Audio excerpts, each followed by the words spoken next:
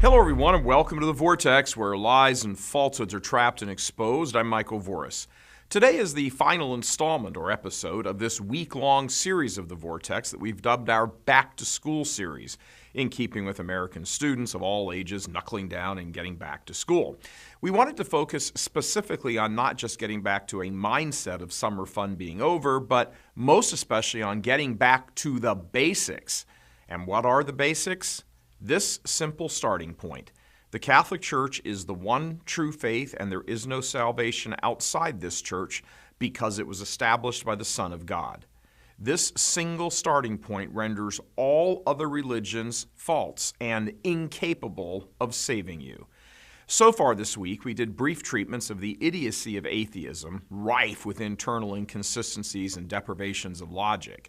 On a lesser scale, but still insufficient, are the Eastern religions, as well as Islam and Judaism. None of them have the power to save. And the same is true of each and every Protestant denomination, all 40,000 of them. They have no power to save because they were all founded by sinful men who were incapable of offering salvation because they never possessed it themselves. We should call to mind the old philosophical maxim that you cannot give what you do not have. Protestantism as a system, regardless of whether a person is non-denominational, a Reformed, an Assembly of God, a Lutheran, a Methodist, whatever, they are all insufficient for salvation. They have no power to save because they each have perverted views of Christ.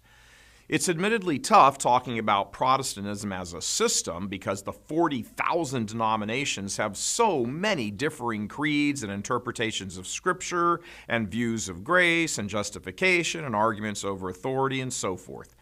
The differences within Protestantism are so great that as a system of belief, it more closely resembles Hinduism with all its varied and contradictory views of divinity and the soul and eternity, the very stuff of religion. The main unifying factor, the glue that holds this far-flung system of belief together, is its opposition to the Catholic Church.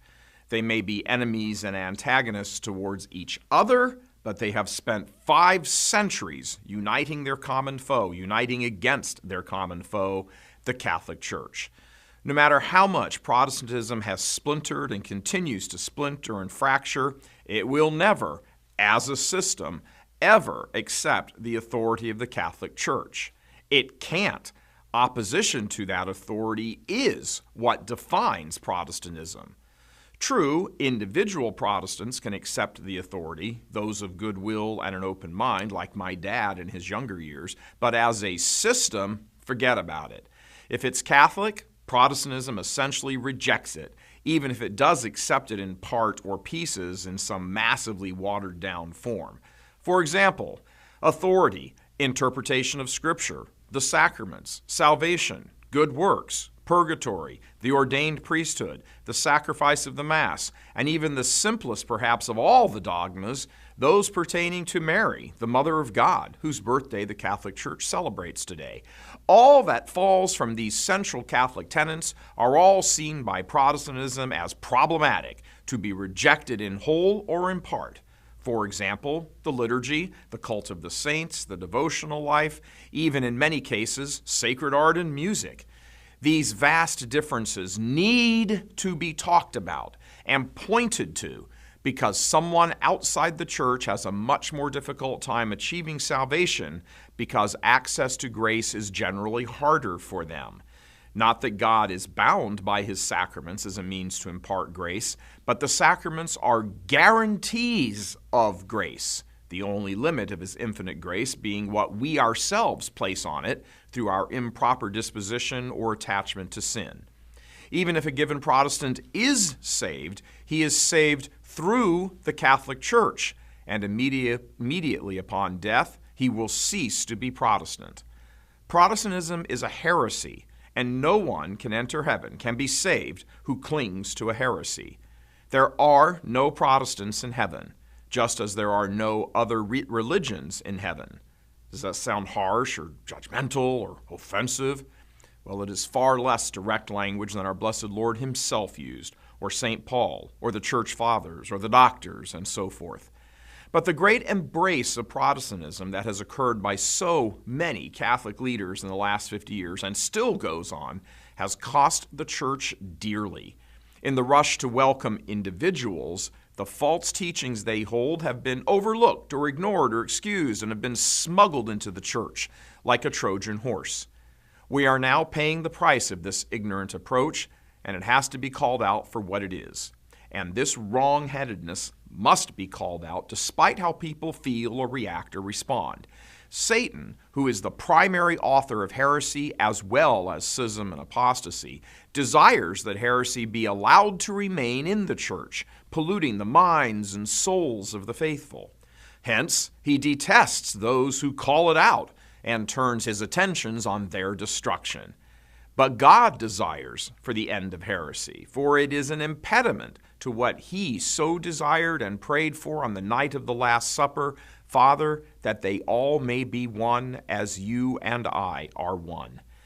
Heresy is opposed to unity. Heresy and unity cannot occupy the same space at the same time in the same respect.